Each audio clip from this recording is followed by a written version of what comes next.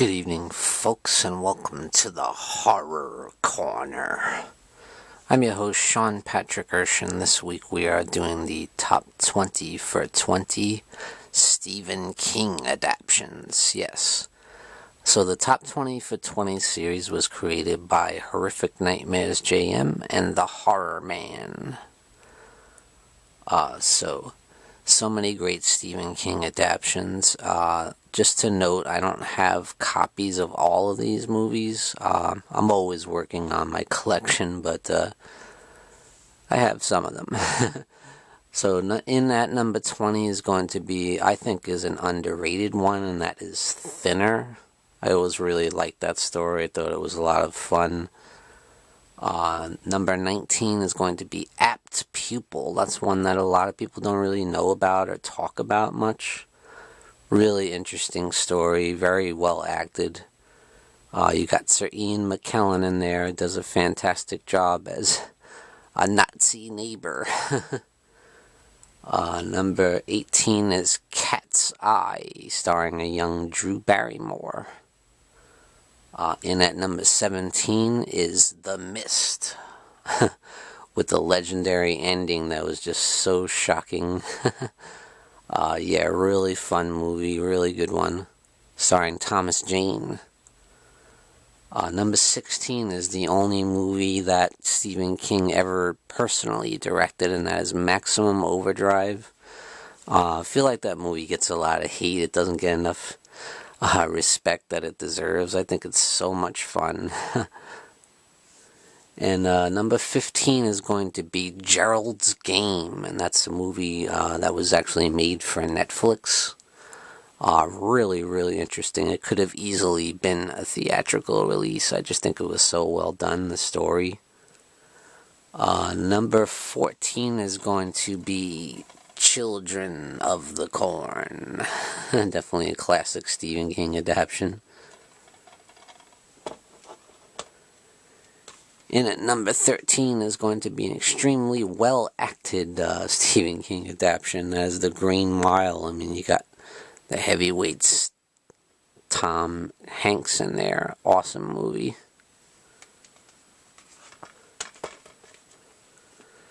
And in that number 12 is going to be Stand By Me. Definitely a fan favorite. Definitely an 80s classic too. That classic coming-of-age story starring River Phoenix and Corey Feldman and Kiefer Sutherland.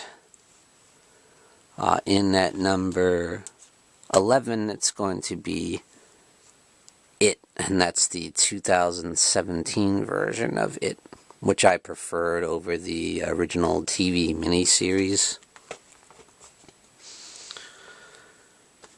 In at number 10 is going to be one that was originally a miniseries, but they put it into a movie when it came out on home video release. And that's Salem's Lot. Awesome, awesome vampire movie. One of my favorite vampire movies. In at number 9, it's going to be Christine. Yeah, you got the legendary John Carpenter and Stephen King working together. Excellent adaptation of the novel, and it certainly feels like a John Carpenter movie in every way. With the awesome soundtrack, the great visuals, and the beautiful direction style. In at number 8 is going to be the Stephen King werewolf movie based on the story Cycle of the Werewolf, and that is Silver Bullet. Really good time, lots of fun. You got Corey Haim in there, Gary Busey, fantastic movie.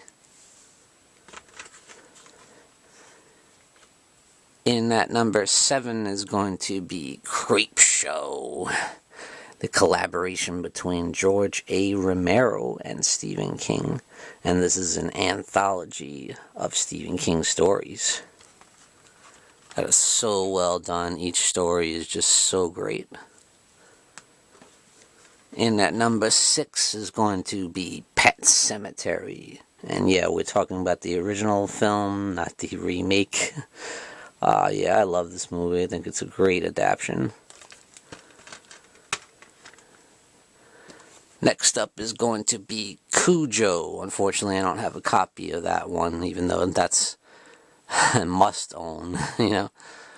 Cujo, I love. It's a great movie and so well acted by Dee Wallace. And you got Danny Pintaro in there. Just a really good story. And you got that horrifying dog,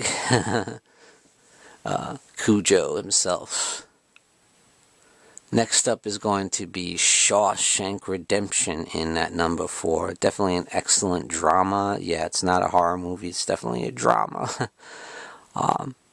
Excellent movie with Tim Robbins and Morgan Freeman. It's a great story. In at number 3 is going to be another extremely well-acted Stephen King adaptation, Misery. And you had, of course, Kathy Bates in her Oscar-winning performance as Annie Wilkes, one of the most disturbing characters in horror.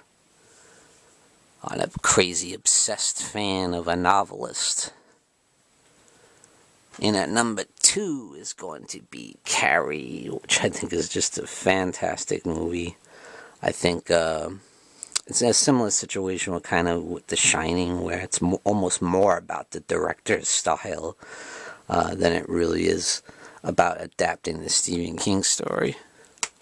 Because Brian De Palma's directing style is unbelievable in that movie, and you got brilliant performances all the way around. I love every character in that movie, especially Sissy Spacek on the role of Carrie White, and Piper Laurie as her mother, her crazy, religious, obsessed mother. And in that number 1, is there any doubt? It's The Shining, of course. Definitely my favorite Stephen King adaptation, even though Stephen King himself does not approve of it. Again, it's a case like Carrie where it's more about the director's style. Stanley Kubrick, who is one of the greatest directors of all time, his visual style is incredible in this movie. And of course, you got excellent performances by Jack Nicholson in the role of Jack Torrance and Shelley Duvall in the role of Wendy. The whole cast is just great. And the feeling of claustrophobia that Stephen King and, of course, Stanley Kubrick exhibits is just incredible, especially on camera, on film. It's so scary. The film, I think, is terrifying and the scariest, easily the scariest Stephen King movie.